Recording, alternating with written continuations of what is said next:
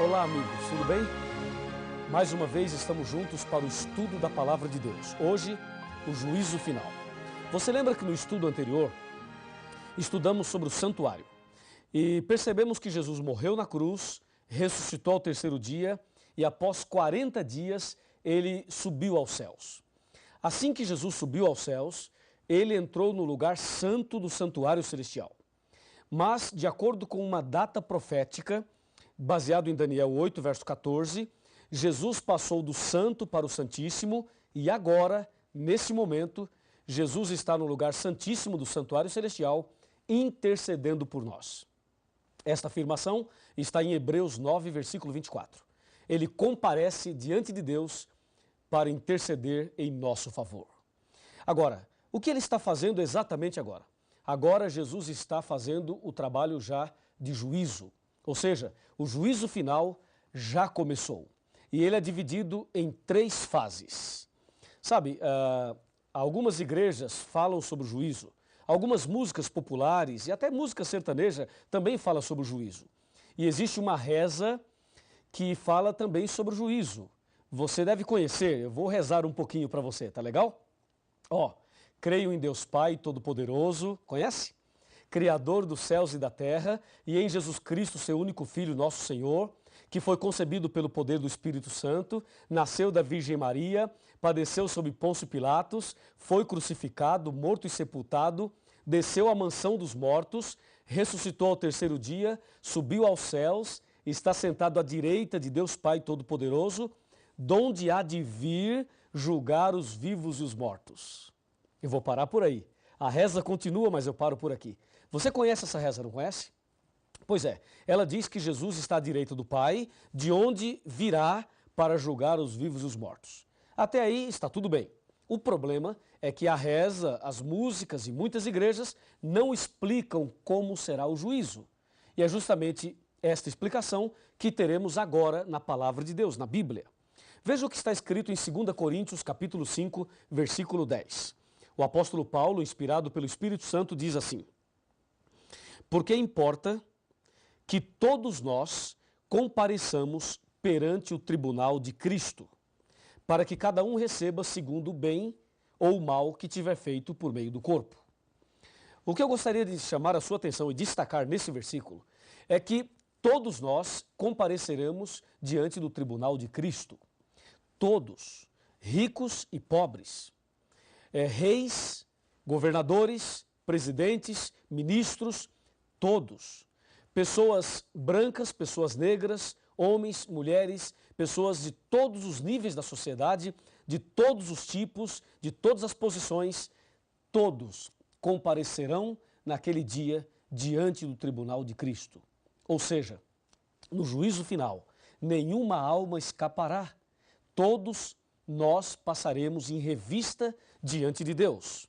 E mais, nesse juízo final, não dá para praticar suborno, ou seja, se alguma pessoa extremamente rica, na hora do julgamento, vai perder a sua salvação e de repente ela resolve fazer ali uma barganha com Jesus e falar: Senhor, que tal um cheque aí especial para o Senhor quebrar o meu galho? Sabe, isso não existe. No juízo de Deus, a justiça e o amor e também a misericórdia triunfam. Tudo bem que na esfera humana, na esfera humana, como nós somos pecaminosos, cheios de defeitos, pode até acontecer algum tipo aí de suborno, mas a verdade é que no juízo de Deus, Deus é perfeito em tudo que faz. E se você deseja a salvação, é preciso se preparar a partir de agora. E deve saber que perante Deus não há nenhuma injustiça. Ou seja, ninguém será salvo injustamente e ninguém se perderá injustamente.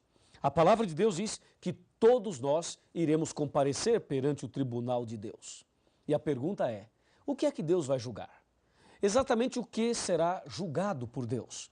Me acompanhe nesse pensamento. O que é que Deus vai julgar nesse momento envolvendo todas as pessoas, todos os seres humanos? Abra sua Bíblia no livro de Eclesiastes, capítulo 12, verso 13 e 14. Repetindo para você, capítulo 12. Abra sua Bíblia aí, eu estou fazendo a mesma coisa aqui. Está bem aqui, Capítulo 12. Vamos ler somente o verso 14. O 14 diz, porque Deus há de trazer a juízo todas as obras. Percebeu? Todas as obras, até as que estão escondidas, quer sejam boas, quer sejam más. Vem aqui, chega mais perto. Aqui diz que Deus vai trazer a juízo todas as obras. Pode se aproximar mais, bem mais perto. Ó, Deus vai trazer a juízo todas as obras. E a palavra de Deus diz, até as que estão escondidas. Diz aí, quais são as obras que nós costumamos esconder? Escondemos as boas obras ou as más obras? Com certeza, as que nós mais escondemos são as más obras. E aí, você já cometeu algum pecado e escondeu? Existe algum pecado escondido na sua vida?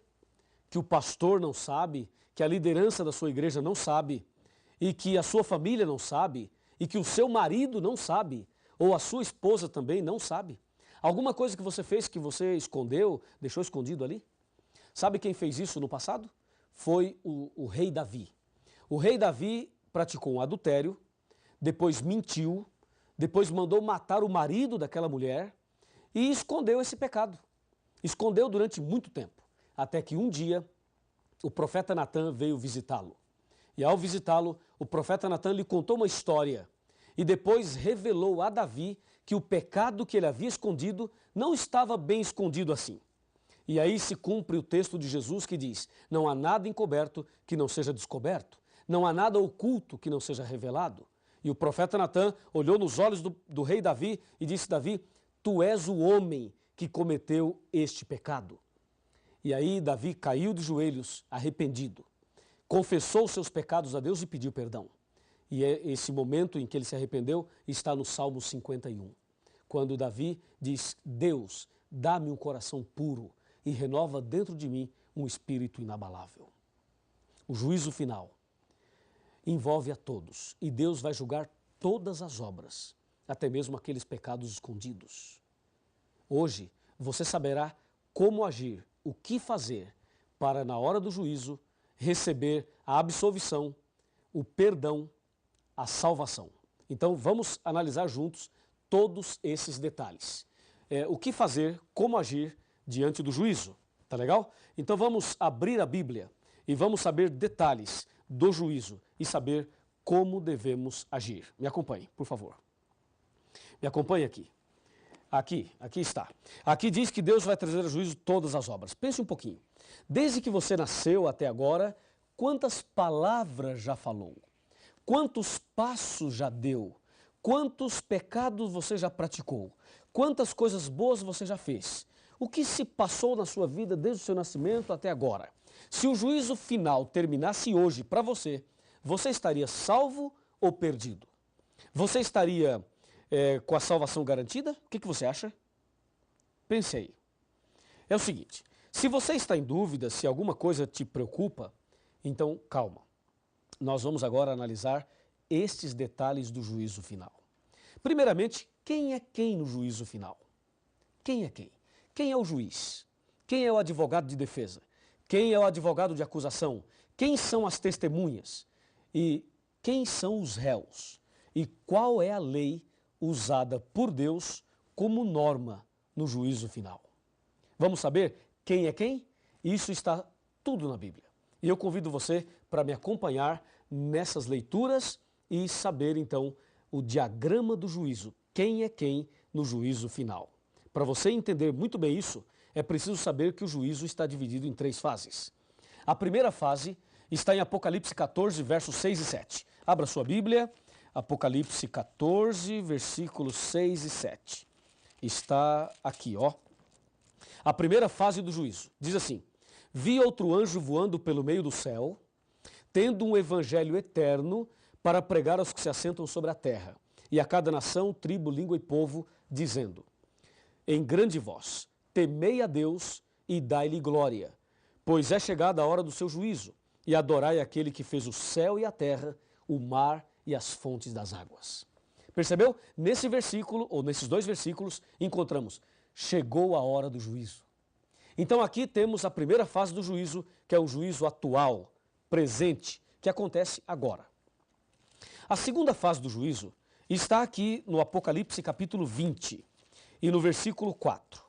Aqui diz: vi também tronos, e nesses sentaram-se aqueles aos quais foi dada a autoridade de julgar. Vi ainda as almas dos decapitados por causa do testemunho de Jesus, bem como por causa da palavra de Deus, tantos quantos não adoraram a besta, nem tampouco a sua imagem, e não receberam a marca na fronte e na mão, e viveram e reinaram com Cristo durante 1000 anos. Então aqui nós temos uma outra fase do juízo que ocorrerá durante os 1000 anos.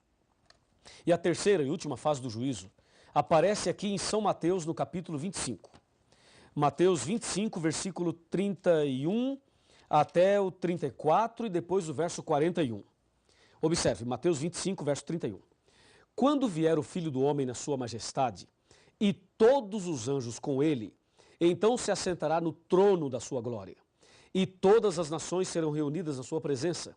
E ele separará uns dos outros, como o pastor separa dos cabritos as ovelhas. E porá as ovelhas à sua direita, mas os cabritos à sua esquerda. Então dirá o rei aos que estiverem à sua direita: vinde benditos de meu Pai, e entrai na posse do reino que vos está preparada desde a fundação do mundo. E agora o verso 41 diz assim: então o rei dirá também aos que estiverem à sua esquerda: apartai-vos de mim, malditos, para o fogo eterno, preparado para o diabo e para os seus anjos. Entendeu?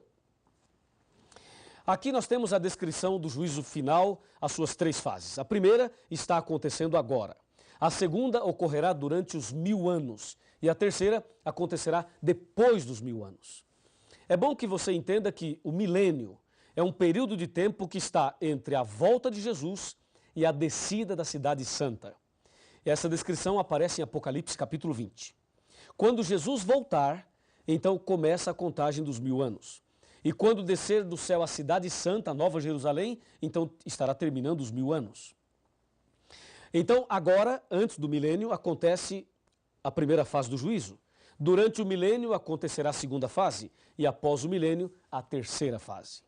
Me acompanhe agora e vamos analisar alguns detalhes das 3 fases e saberemos ainda quem é quem no juízo final. Quem é o juiz, quem é o advogado e assim por diante. Tá bem? Por favor, vem comigo aqui para nós analisarmos. Primeiramente, as 3 fases do juízo. Nós já sabemos que Deus vai julgar todas as obras. A primeira fase, vamos chamá-la de investigação. Juízo de investigação, aquela fase investigativa. A segunda fase vamos chamar de juízo de comprovação. E a terceira chamaremos de juízo de execução. Deu para você decorar? Vamos de novo. Investigação, comprovação e execução. São as 3 fases. Lembrando que a fase de investigação está acontecendo agora. E que a fase de comprovação ocorrerá durante os 1000 anos. E a terceira de execução ocorrerá após os 1000 anos. A pergunta: quem é quem no juízo final? Eu tenho aqui o diagrama do juízo final. Primeiro, o juiz, na primeira fase, agora, é Deus. Está escrito em Salmo 50, versículo 6. Ali diz que Deus é o juiz.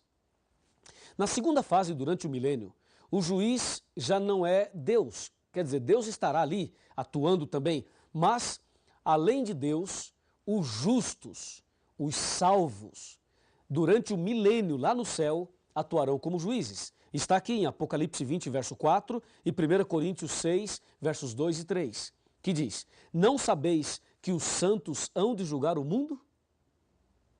Então, na segunda fase, os justos serão juízes. Conforme diz Apocalipse 20, verso 4, quando diz: vi também tronos, e nestes sentaram-se aqueles aos quais foi dada a autoridade de julgar. Então Deus dará autoridade de julgar a um grupo de pessoas. E essas pessoas são os justos, que foram salvos e que estarão no céu durante o milênio. Na terceira fase do juízo, quem é o juiz? O juiz será Jesus Cristo. Conforme diz João 5, versículo 22 e também 27. Ali diz: o Pai a ninguém julga, mas deu ao Filho todo o juízo. Então, repetindo, na primeira fase Deus é o juiz, na segunda fase os justos atuarão como juízes e na terceira Jesus é o juiz. Agora, quem é o advogado de defesa na primeira fase? 1 João capítulo 2, versículo 1, diz que nós temos, o versículo diz assim, ó, filhinhos, estas coisas vos tenho dito para que não pequeis. Se todavia alguém pecar, temos um advogado perante o Pai, Jesus Cristo o justo. Que bênção, né? Então Jesus é o nosso advogado de defesa. Hoje, na primeira fase. Entendeu? Deus é o juiz e Jesus é o advogado na primeira fase. E na segunda fase, quem será o advogado? Na segunda fase, lembre-se, durante o milênio, não haverá advogado de defesa. E na terceira fase, após o milênio, também não haverá. Ou seja, nós só temos advogado para nos defender agora, na primeira fase. Quem é o advogado de acusação, o acusador, na primeira fase do juízo? Na primeira fase do juízo, o advogado de acusação é Satanás. Está em Apocalipse, capítulo 12, versículos 9 e 10.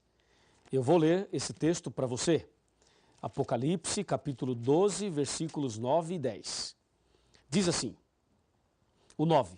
E foi expulso o grande dragão, a antiga serpente, que se chama Diabo e Satanás, o sedutor de todo o mundo. Sim, ele foi atirado para a terra e com ele os seus anjos. Então ouvi uma voz do céu proclamando, agora veio a salvação, o poder, o reino do nosso Deus e a autoridade do seu Cristo, pois foi expulso o acusador de nossos irmãos, o mesmo que nos acusa de dia e de noite, diante do nosso Deus. Portanto, o acusador é Satanás. Na segunda fase, onde estará o acusador? Apocalipse 20, versículos 1, 2 e 3, dizem, ali os versículos dizem o seguinte, que o acusador, durante a segunda fase, ele estará preso. Vai descer do céu um anjo que tem a chave do abismo e vai prender Satanás por 1000 anos. Então, na segunda fase, o acusador estará preso. E na terceira fase, Satanás volta para acusar por um pouquinho de tempo. É o que diz o versículo 3 de Apocalipse 20. Aqui diz, claramente, lançou-o no abismo, fechou-o e pôs selo sobre ele, para que não mais enganasse as nações, até que se completassem os 1000 anos. Depois disto, é necessário que ele seja solto por pouco tempo. Então, depois do milênio, na terceira fase, Satanás volta como acusador, mas por pouquinho tempo. Agora, quem são as testemunhas? As testemunhas do juízo final são os anjos. Apocalipse 5, versículo 11. Os anjos. Na primeira, na segunda e na terceira fase. Os anjos são as testemunhas. E quem são os réus? Claro que os réus são todos nós, não há dúvida. Mas, na primeira fase do juízo, os que estão sendo investigados, julgados nesse processo investigativo, são os cristãos, os justos, os filhos de Deus. Conforme diz aqui 1 Pedro 4,17. Está aqui, ó. 1 Pedro 4,17. Porque a ocasião de começar o juízo pela casa de Deus, ou seja, pela igreja, é chegada. Ora, se primeiro vem por nós, qual será o fim daqueles que não obedecem ao evangelho de Deus? Então, percebeu? O juízo começa pela casa de Deus, pela igreja, pelos cristãos, por aqueles que servem a Deus. É o que diz a palavra de Deus. Então, hoje, os cristãos estão sendo julgados. Na segunda fase do juízo, durante o milênio, os ímpios serão julgados. Na verdade, na segunda fase do juízo, o julgamento é só de comprovação. E na terceira fase do juízo, todos ouvirão de Cristo a sentença final. Os justos ouvirão de Cristo, vinde benditos de meu Pai. E os ímpios ouvirão de Cristo, apartai-vos de mim para o fogo eterno. E por último, a lei. Qual é a lei usada por Deus como norma para o juízo? Tiago, capítulo 2, de 10 a 13, diz que são os 10 mandamentos. Os 10 mandamentos é a lei usada por Deus como norma para o juízo. Se os 10 mandamentos são usados por Deus como norma para o juízo, eu pergunto, o que dizer daqueles que não aceitam a lei, que não aceitam os 10 mandamentos? Como será o julgamento deles? Por isso, é importante entender não somente o diagrama do juízo, mas também a vida de obediência que Deus espera de nós. Então, fechando este estudo, esse pensamento, entenda o seguinte. Na primeira fase do juízo, Deus é o juiz. Na segunda fase, os justos. E na terceira fase, Jesus. Na primeira fase, Jesus é o advogado. Na segunda e na terceira, não haverá advogado de defesa.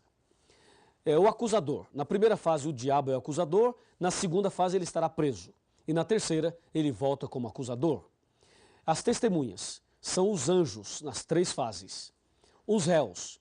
Hoje, os justos estão sendo julgados. Na segunda fase, os ímpios. E na terceira, todos.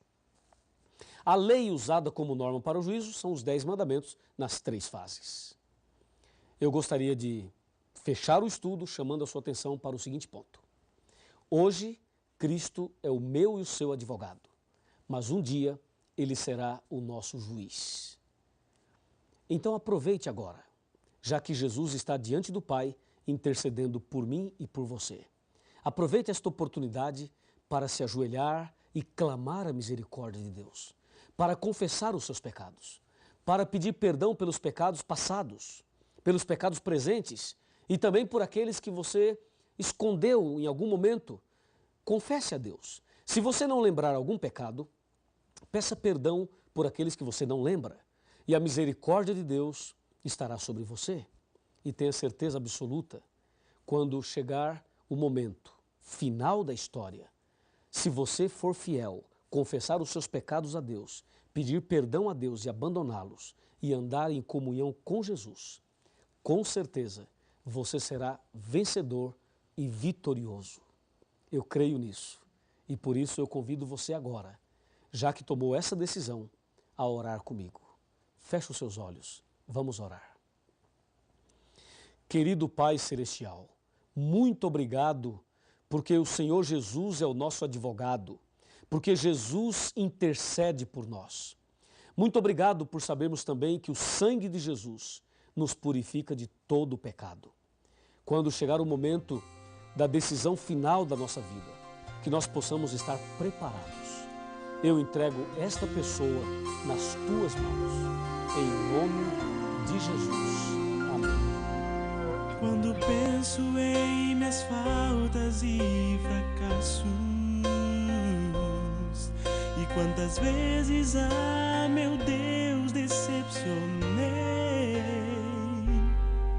eu me sinto incapaz e envergonhado.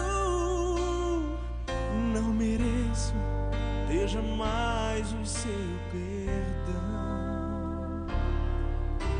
Mas Jesus deixou o seu trono lá no céu, morreu na cruz e assim me libertou. Remido fui pelo sangue de Cristo, remido fui o seu imenso amor. Nas garras do pecado, Jesus me libertou. Remido fui, remido fui pelo sangue de Cristo. Remido fui por seu imenso amor. Um escravo fui nas garras